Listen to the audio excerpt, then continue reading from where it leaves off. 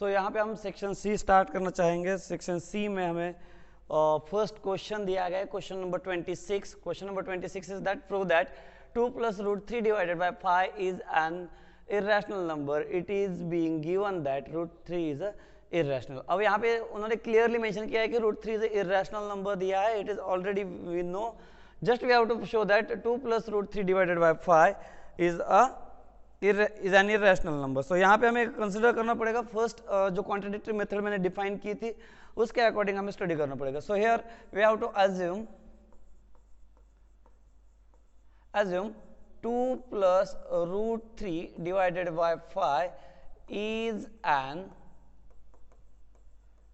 irrational number. So for this purpose we have to show that 2 plus √3 by 5 is equal to a by b, where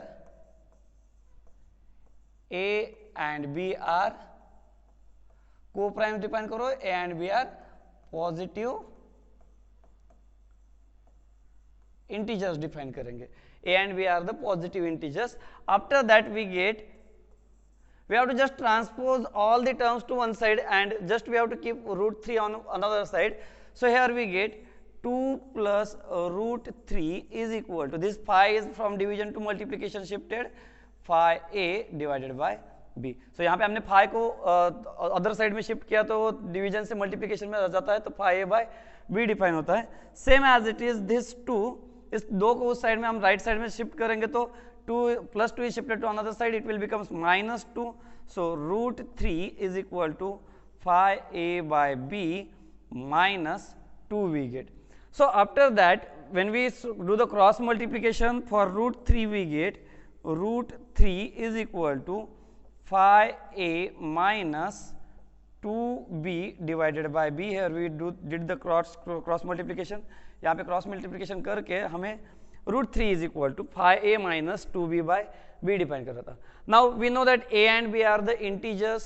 यहाँ पे हमने starting में define किया, if these are the integers it means that RHS is the rational number and √3 is the irrational number. This is not possible. It means that our assumption is wrong. So hence we get 2 + √3 is an irrational number. तो उसे सिर्फ define करना है। Yes, here a and b are positive integers, therefore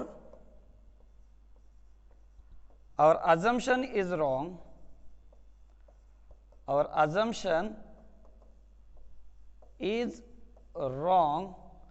Next final answer लिखोगे, this implies that 2 + √3 divided by 5 is an irrational number,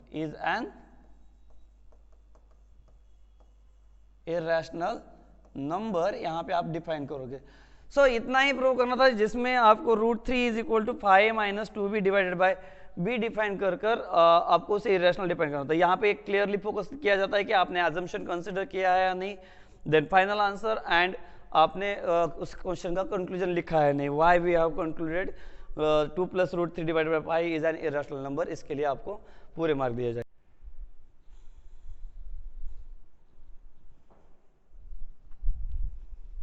सो यहाँ पे 26 का और वाला क्वेश्चन पूछा गया है। On a morning walk 3 persons step off together and their steps measure 40 cm, 42 cm and 45 cm respectively. What is the minimum distance in meters? In meters उन्होंने पूछा है। Each should walk so that each can cover the same distance in complete step. अगर suppose 3 लोग हैं, तीनों ने एक साथ ही स्टार्ट किया है और उनको कितना मिनिमम डिस्टेंस कवर करना पड़ेगा कि जो सभी एक साथ आ जाएंगे। सो इसके लिए हमें एलसीएम फाइंड आउट करना पड़ेगा। For this we need to find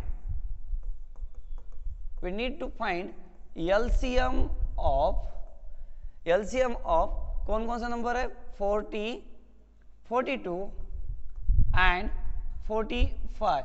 So first we do the prime factorization we get 40 for 40 so it is divisible by 2, 2 2s are 4 and 2 zeros are 2 10s are, then 2 5s are, and last 5 1s are.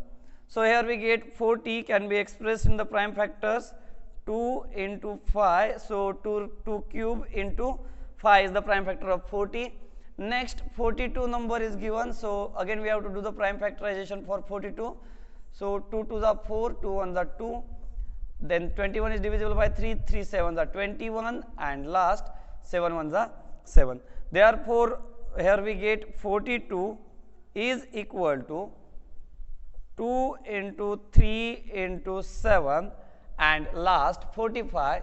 So for 45 it is divisible by 5, so 5 9s are 45 and 3 3s are 9 and last 3 1s are 3. So 45 के भी यहाँ पे prime factors हमें मिलते हैं, 45 के लिए prime factors मिलते हैं हमें फॉर्म में 3 स्क्वायर इंटू 5 के फॉर्म में मिलते हैं। And we know that LCM के लिए हमने कंसिडर किया था, एलसीएम के लिए क्या डेफिनेशन डिफाइन की थी कि collect the all primes present in the prime factorization. यहाँ पे जितने भी प्राइम फैक्टर्स हैं उनको एक लिस्ट में फॉर्म करेंगे।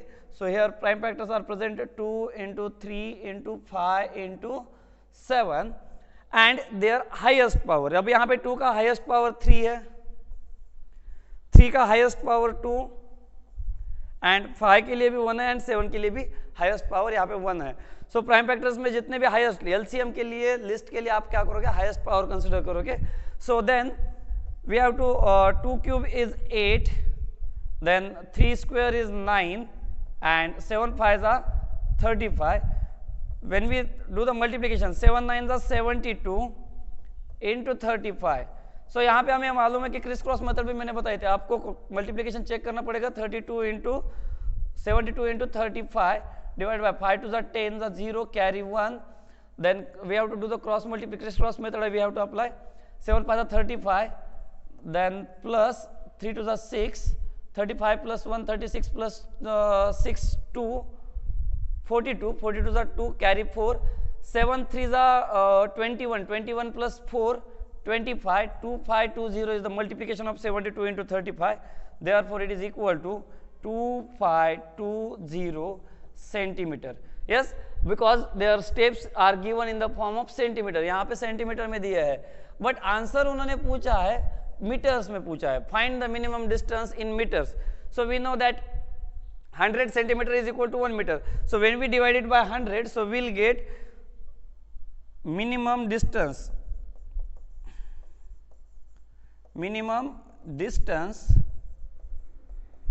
is equal to, just we have to put a decimal, 25.20 meter.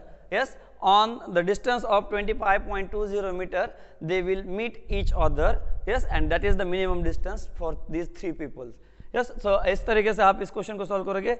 So next question, so यार question number 27 is given, find the value of p for which one root of the quadratic equation px square minus 14x plus 8 is equal to 0 is 6 times the other. Suppose we have given quadratic equation px square minus 14x plus 8 is equal to 0. यहाँ पे एक quadratic equation दिया है and we know that the relation between the two zeros is given. One zero of quadratic equation is 6 times the other. एक दूसरे के multiplications में times में 6 times में दिया है. So यहाँ पे हम consider करेंगे here alpha and beta are zeros of above polynomial. Zeros of above polynomial define करेंगे तो इसमें हमें मिलता है कि alpha is equal to, yes, such that alpha is equal to 6 beta we get relation and we know that sum of the zeros alpha plus beta is equal to what we get minus B by a. So यहाँ पे a की value हमें मिलती है, a की value p है, b की value -14 है एंड c की वैल्यू हमें यहाँ पे 8 दी गई है. यस, क्वाड्रेटिक इक्वेशन में a b c के वैल्यूज आइडेंटिफाई करेंगे. Alpha plus beta is equal to minus B by A and here we know that alpha value is 6 beta. So 6 beta plus beta is equal to minus of -14 divided by what is the value of a is defined as p. सो यहाँ पे b की value यहाँ पे -14 define की है, minus of minus is plus होता है +14 divided by p and 6 beta is equal plus beta is equal to 7 beta define करेंगे. Here we can cancel it directly, 7 on the 7 and 7 to the 14. Therefore beta value we get 2/p. यहाँ पे आपके first step complete होती है, beta की value आपको मिलती है 2/p. And we know that product of zeros can be defined as alpha beta is equal to what we can take c/a. Formula तो ऑलरेडी मालूम है. सम ऑफ द जीरोज क्या होते हैं कि -b/a and product of the zeros c/a. So यहाँ पे product define करेंगे. So alpha into beta, yes. So हमें अल्फा की और बीटा की वैल्यू मालूम है, बट फर्स्ट एक स्टेप एक्स्ट्रा लिखेंगे. Alpha beta is equal to c की वैल्यू है यहाँ पे 8 डिवाइडेड बाय ए की वैल्यू. What is the value of A? A is p. So alpha as value is given, alpha is equal to 6 beta. यहाँ पे हम इस वैल्यू को हमेशा याद रखेंगे कि alpha is equal to 6 beta. So 6 beta into beta is equal to 8 divided by p. So 6 beta can be written as 6 into beta square is equal to 8/p, and we know that beta has value 2/p. Yes, so ये value यहाँ पे आप substitute करेंगे. So here we get 6 into 2 divided by 2 square is 4 divided by beta square p square is equal to 8/p.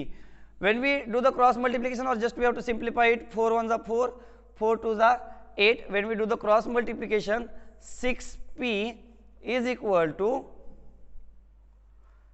2p square, and both numbers are on both sides 2 will get 2 multiples of 2 are present. So 2 1s are 2, 2 3s are 6. So we get this 3p is shifted to another side. 0 is equal to p square minus 3p. This is the quadratic equation we get. Therefore p has 2 values. यहाँ पे p की 2 values मिलेगी. अगर एक value find out करते हो तो आपको हाफ मार्क डिडक्ट किया जाएगा, और दोनों वैल्यू फाइंड आउट किए तो आपको इसके कंप्लीट मार्क 3 मार्क्स मिल जाएंगे. सो यहाँ पे हमें क्या करना है, 0 is equal to p into p minus 3.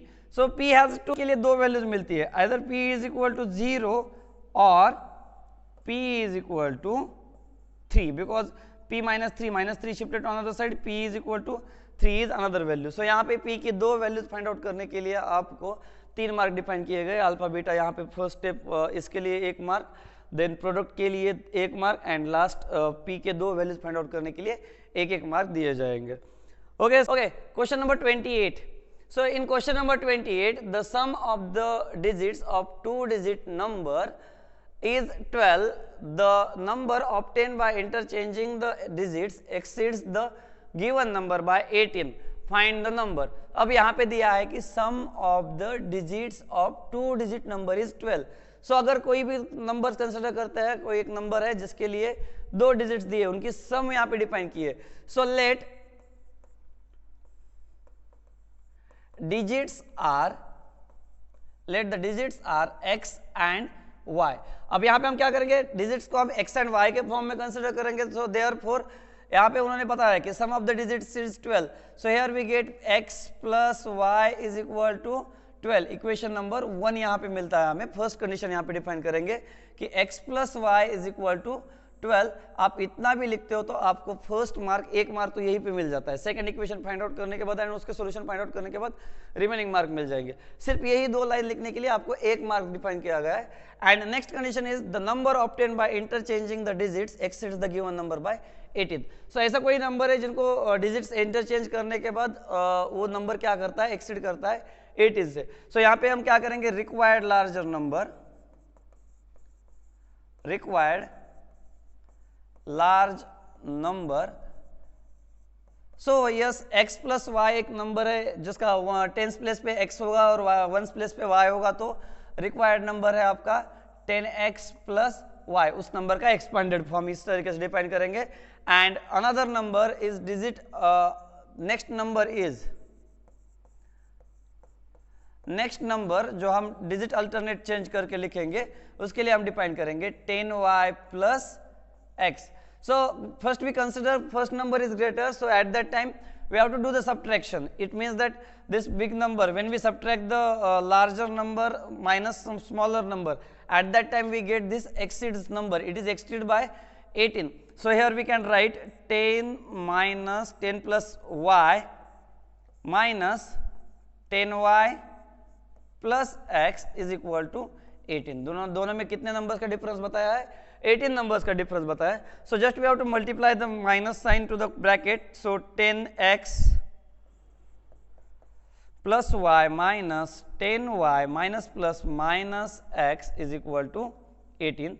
So here we get 10x minus x is 9x and plus y minus 10y is minus 9y is equal to 18. So when we do divide it by 9, so here we get another equation, x minus y is equal to 9 to the 18. So पूरे equation को हम 9 से divide करेंगे, सो हमें new equation मिलता है, equation number 2 मिलेगा, x minus y is equal to 2. So when we add equation number 1 and 2, add equation number 1 and 2, we get, here we get, now what we get, x, we have to add it, x plus y is equal to 12 and next number is x minus y is equal to 2. So when we add it, plus minus plus y and minus y will get cancelled, so x plus x will get 2x is equal to 12 plus 2, it can be written as 14. So when we divide it, so we get x is equal to 2 ones are 2 and 2 sevens are 14, x is equal to 7. When we put this value in equation number 1 or 2, so here we get, put this value in equation number 1, so we get 7 plus y is equal to 12. So therefore y is equal to 12 minus 7, it is equal to 5. Y has value 5. Hence the numbers are, अब यहाँ पे digit है, x is the digit and y is the digit. When we join together, so we get 75 and 57 are the number. So required numbers,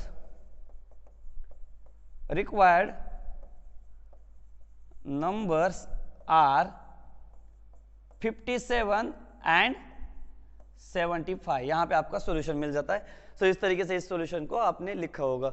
so x plus Y and x minus Y define करने पड़ेंगे दो equations के लिए, एक एक mark. Then ये पूरा solution x and y की इंडिपेंडेंट वैल्यू फाइंड आउट करके उसका फाइनल आंसर लिखने के लिए एक मार्क दिया गया है. सो यहाँ पे 3 मार्क के लिए ये क्वेश्चन. सो यहाँ पे क्वेश्चन नंबर 29 दिया है कि show that cot a plus cosec a minus 1 divided by cot a minus cosec a plus 1 is equal to 1 plus cos A divided by sine a. बहुत इजी तरीके से क्वेश्चन पूछा गया है, बट जब भी हमें एडजस्टमेंट करनी पड़ती है, फिर किसी वैल्यूज के लिए अल्टरनेटिव वैल्यू सब्स्टिट्यूट करनी पड़ती है, तब आपको क्वेश्चन हार्ड लगेगा. अगर आपने बहुत अच्छे तरीके से रिवाइज किया था इस चैप्टर को, तो ये क्वेश्चन आप अच्छे से सॉल्व कर सकते. As it is, I think addition में एज इट इज क्वेश्चन दिया गया है इस टाइप का. सो हमें LHS दी है. First we can take LHS. LHS we have given cot A plus cosec A minus 1 divided by cot A minus cosec A plus 1 दिया गया है. सो मैं यहाँ पे डिनोमिनेटर को एज इट इज रखूंगा, but just I have to put for 1. एक 1 के लिए हम क्या करेंगे, आइडेंटिटी सब्स्टिट्यूट करेंगे. So we know that cot A as it is plus cosec A as it is, and for minus 1 we can substitute. Now for this one we get identity. Identity related है कौन सी, cosec square A minus cot square A is equal to 1 वाली identity है. Just we have substituted for 1. 1 is equal to 1 की value यहाँ पे put की है. यहाँ पे 1 की वैल्यू हम क्या पुट करेंगे, cosec square A minus cot square A divided by denominator as it is. Denominator है cot A minus cosec A plus 1. So in the next line I can write cot A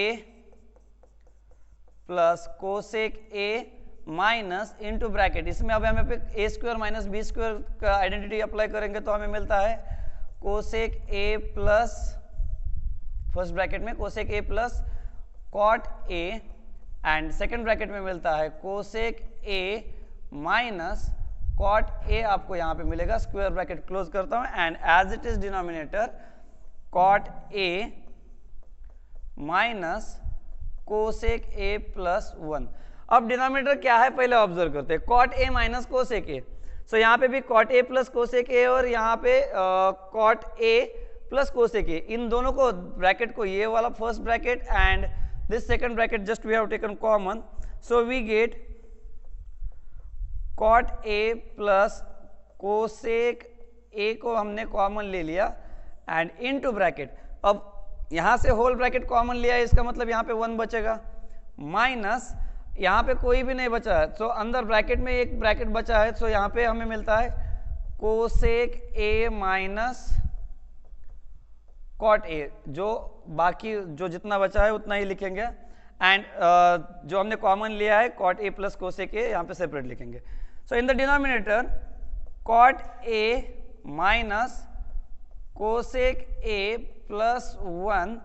So when we solve this, just we have to multiply this minus sign to the bracket. So in the next step we get first bracket as it is cot a plus cosec a, cot a plus cosec a divided by, और next bracket में हमने define किया था 1 और इस minus से bracket को multiply करेंगे तो हमें मिलता है 1 minus cosec A, 1 minus cosec A minus minus plus cot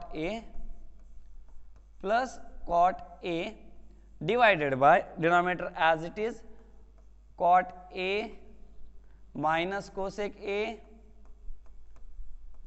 a plus 1।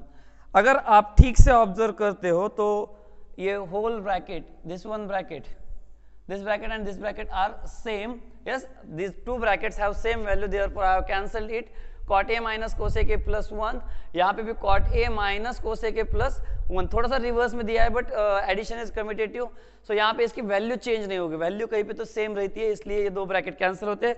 So next step में हमें मिलता है just we get cot a plus cosec a, और हमारा फाइनल आंसर है साइन एंड कॉस के फॉर्म में, इसलिए हम क्या करेंगे इसको जस्ट कन्वर्ट करेंगे फ्रैक्शनल फॉर्म में। So cot a can be written as cos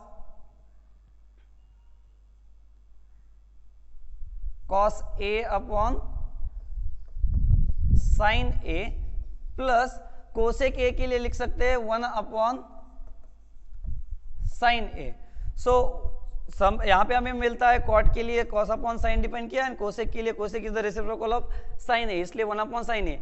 like fraction है तो हम क्या करेंगे इसे directly divided by sine a define करेंगे, denominator as it is an addition of numerators, so cos a plus 1 divided by sine a is the final answer 1 plus cos a, so वहाँ पे 1 plus cos A divided by sine A, it is equal to RHS and last step में ये हमें ये वाला answer लिखना पड़ेगा, this implies that this shows that cot a plus cosec a minus 1 divided by cot a minus cosec a plus 1 is equal to 1 plus cos a divided by sin a। इतना define करके इस question को conclude करोगे। So question number 29। So next question देखते हैं question number 30। So question number 30 में भी बहुत इजी है, अगर आपने आर.डी. शर्मा सॉल्व किया है तो हर एक क्वेश्चन हर एक टाइप का क्वेश्चन हमने सॉल्व किया था, डिस्कस किया था।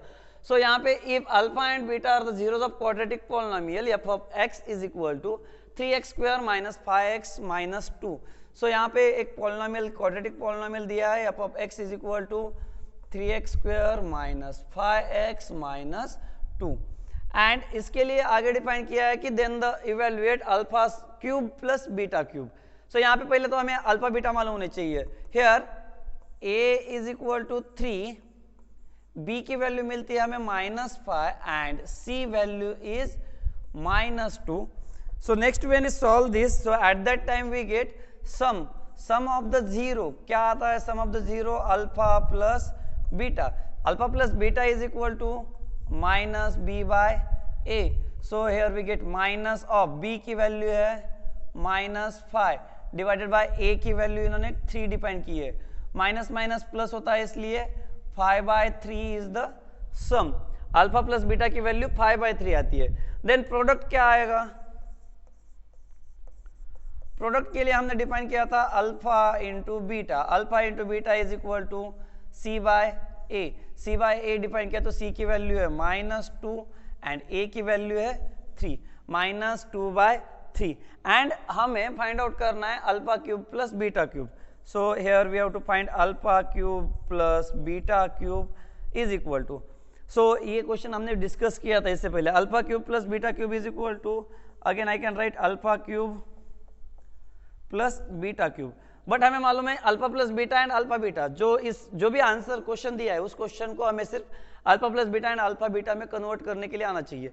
सो इसके लिए आपके पास क्लियरली आइडेंटिटी मालूम होनी चाहिए. आइडेंटिटी डिफाइन की गई थी हमें a plus B bracket cube is equal to A cube plus B cube plus 3ab into A plus B, ऐसी एक आइडेंटिटी हमें दी गई थी. और ये इस आइडेंटिटी को, अगर ये आइडेंटिटी याद है तो ये सॉल्यूशन लिखना कुछ भी हार्ड नहीं है. अब यहाँ पे हमें alpha cube plus beta cube तो मालूम है, कमी किसकी है, इसकी कमी है 3ab into A plus B की कमी है. तो यहाँ पे हम क्या करेंगे, एक बार ऐड करेंगे और एक बार सबट्रैक्ट करेंगे, because we know that 0 is the additive identity. Therefore here we can mention 3 alpha beta into alpha plus beta minus, add किया है तो उसे सबट्रैक्ट भी करेंगे, -3 alpha beta into alpha plus beta. So in the next line we know that the value of this one alpha cube plus beta cube plus 3 alpha beta into alpha plus beta की value हमें मालूम है alpha plus beta bracket cube minus 3 alpha beta into alpha plus beta. अब इनमें सभी questions यहाँ पे जब भी देखते हैं हम, यहाँ पे जो भी वैल्यू मिल रही है सभी हमें क्या मिल लेते हैं, alpha beta, alpha plus beta and alpha beta के फॉर्म में. सो यहाँ पे हम वैल्यू सब्स्टिट्यूट कर सकते हैं. So I can put the values of this questions, this values. So alpha plus beta bracket cube, alpha plus beta की value कितनी है 5/3, 5/3 bracket cube minus 3 into alpha beta की वैल्यू कितनी है -2/3 multiplied by alpha plus beta की value 5/3. So 3 will get cancel here. So in the next line we can write 5/cube, 5/3 bracket cube means 5 cube is 125 divided by 3 cube is 27 and this minus and this minus plus we get 5 to the 10. अब numerator का multiplication and denominator as it is 5 to the 10 divided by 3 we get divided by 3. When we do the addition, LCM of 27 and 3 is, we know that 27. So 27 will get cancel 125 plus again 27 से multiply करोगे next fraction को तो 3 9s are 27 and 9 10s are 90. So here we get answer is 215 divided by 27. This is the final answer and this is the value of alpha cube plus beta cube. अगर आपने 215/27 answer लिखा है तो इसके out of mark मिलेंगे. यहाँ पे सिर्फ एक आइडेंटिटी याद रखनी थी और इसी तरीके से ये क्वेश्चन को सॉल्व करना था. अब यहाँ पे आप alpha plus beta value find out करते तो half mark, alpha beta find out करते तो हाफ मार्क एंड आगे के स्टेप्स के लिए हाफ मार्क करते हुए आपको कंप्लीट मार्क के लिए डिफाइन किया जाएगा. सो ये क्वेश्चन नंबर 30 था. 33 क्वेश्चन नंबर 30 के लिए और एक और वाला क्वेश्चन दिया गया है. और so here we have to find first zeros. So 4x square plus 12x plus 9 is equal to 0 दिया गया है. So 9 4s are 36. We know that 36 के ऐसे फैक्टर्स फाइंड आउट करने हैं जिसकी हमें एडिशन कितनी आनी चाहिए, 12 आनी चाहिए. So 6 6s are 36. We know that. So here we get 4x square plus 6x plus 6x plus 9 is equal to 0. So we have to factorization, did the factorization method. So when we take common 2x into what we get 2x plus 3, yes, and when we take 3 common here, so 3 into 2x plus 3 is equal to 0. So first we get 2x plus 3 and next 2x plus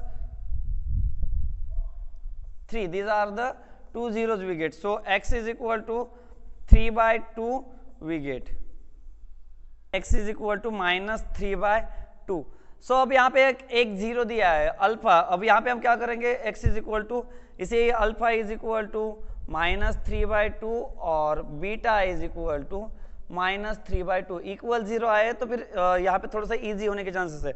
सो पहले हमें मालूम है कि alpha -1 find out करना है, तो -3/2 -1 it can be written as -3 के लिए हम क्रॉस मल्टीप्लीकेशन करेंगे, -3 - 2 divided by 2 is equal to what we get, -3 plus -3 minus 2 we will get -5/2 is the alpha -1 and beta -1 is equal to what we get, beta -1। so beta -1 के लिए भी same concept apply करना है, -3/2 -1 is equal to -5/2। अब ये तो हो गए जीरो जिनके, बट हमें क्वाड्रेटिक पॉलिनोमियल फाइंड आउट करना है। क्वाड्रेटिक पॉलिनोमियल के लिए हमें क्लियरली फॉर्मूला मालूम है, f of x is equal to k into curly bracket x square minus sum of the zeros into x plus product of the zero. So वही concept याद रखेंगे। सो यहाँ पे हम डिफाइन करेंगे sum of the zeros. Sum of the zeros कितने आएगी, -5/2 -5/2 it will becomes -10/2, 2 1s are 2 and 2 5s are 10, it will becomes -5। sum is -5 and after that product हमें जब भी फाइंड आउट करना है, product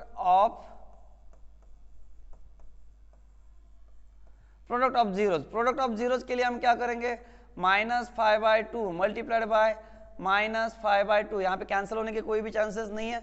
So minus will get plus and 5 5s are 25/4 is the product, and we know that formula f of x is equal to k into curly bracket x square minus alpha plus beta into x। यहाँ पे alpha plus beta define किया है, instead of this आप यहाँ पे sum of zeros into x plus product भी लिख सकते हो, बिकॉज यहाँ पे अल्फा एंड बीटा हमने ऊपर ही यूज किया, तो यहाँ पे अल्फा प्लस बीटा यूज नहीं कर सकते। So it is equal to k as it is define करूंगा, एक्स स्क्वायर की value as it is minus sum कितनी आई है, sum is the -5। So minus will get +5x and product is +25/4। So कभी भी क्वाड्रेटिक इक्वेशन लिखते समय एक स्टैंडर्ड फॉर्म में लिखने के लिए कहा गया था, फिर take 4 common, so we get k/4 into curly bracket 1/4 हमने यहाँ पे कॉमन ले लिया उस कर्ली ब्रैकेट में से। सो हर एक टर्म को 4 से मल्टीप्लाई करके वैल्यूज लिखनी है, 4x square plus 4 5s are 20x and 4 will get cancelled, therefore +25 is the required quadratic equation whose zeros are alpha -1 and beta -1। इस तरीके से आपको इसे सॉल्व करना पड़ेगा।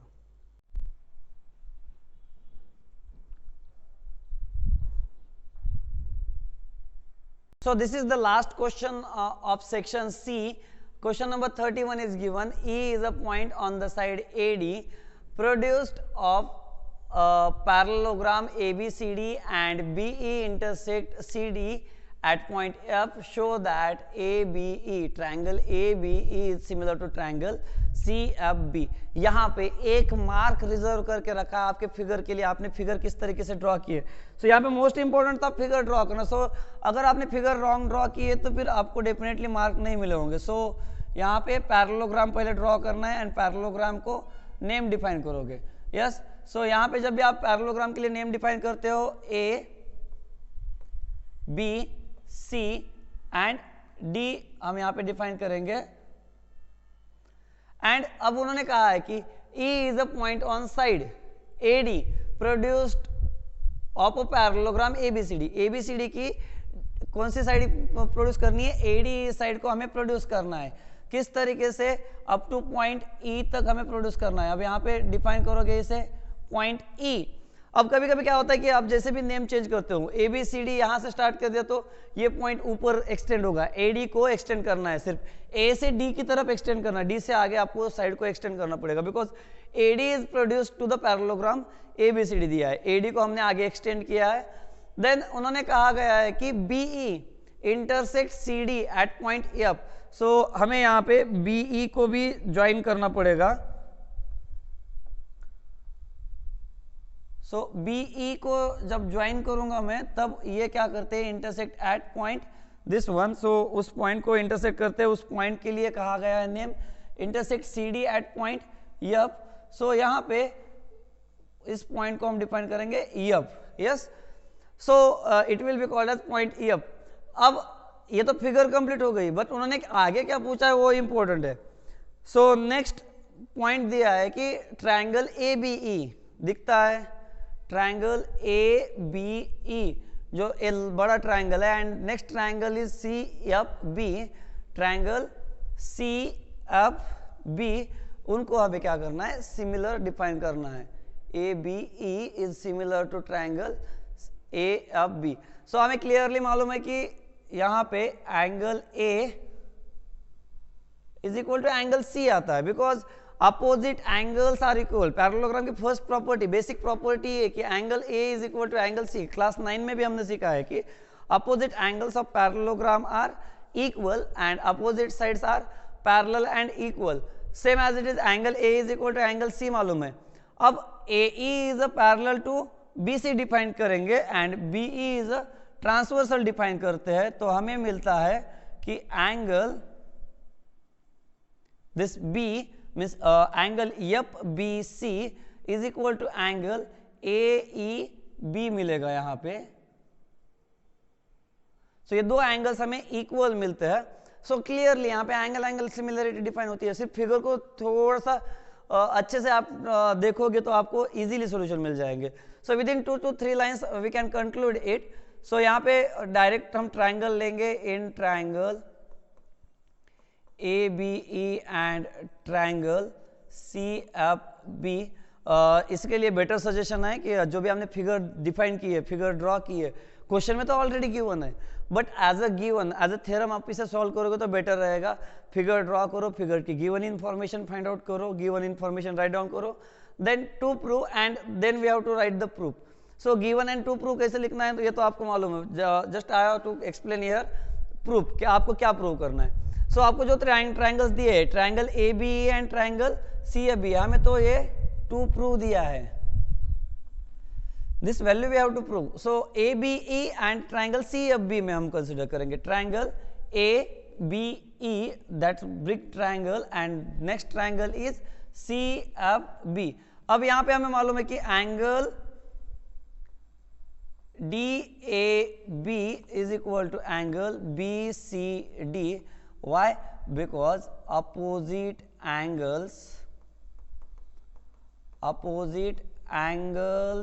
of पैरेललोग्राम यहाँ पे डिफाइन करोगे। Yes, opposite angles of parallelogram define करोगे। अब यहाँ पे पैरेललोग्राम के अपोजिट एंगल्स डिफाइन किया। सेकंड पेयर हमें डिफाइन करनी है। Here A E is parallel to BC. Why? Since AD is parallel to BC. अगर पैरेललोग्राम की AD is parallel to BC है तो फिर AD को एक्सटेंड करने के बाद AE है, तो AE is also parallel to BC. Lines and angles, class 9 के लाइन्स एंड एंगल्स चैप्टर में हमने स्टडी किया था। So AE is parallel to BC define करेंगे। And who is transversal? We have taken BE is a transversal and BE is transversal. Therefore अब angle कौन कौन से इक्वल आएंगे? Angle A E B, angle A E B is equal to angle E B C, E B C. Why? Because alternate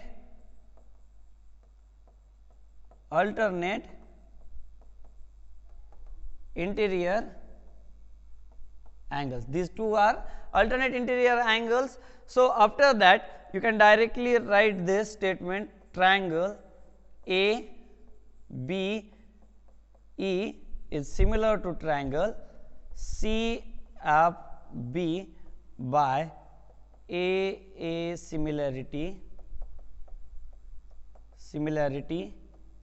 of triangle. By a similarity of triangle यहाँ पे आप define करोगे। हर एक लाइन के लिए एक एक मार्क यहाँ पे डिफाइन कर सकते हैं। बट यहाँ पे याद रखना करेक्ट फिगर के लिए 1 मार्क एंड रिमेनिंग सॉल्यूशंस के लिए 2 मार्क आपको रिजर्व किए गए। सो इसी तरीके से हमारा सेक्शन सी खत्म होता है। सेक्शन डी स्टार्ट करेंगे जिसमें 4 क्वेश्चन स्टडी करने हैं जो 5 मार्क के लिए डिफाइन किए गए थे। यस, सेक्शन डी के लिए भी हम आगे कंटिन्यू करेंगे नेक्स्ट वीडियो में। यहाँ पे सेक्शन वाइज वीडियो बनाने वाले हैं हम। Thank you.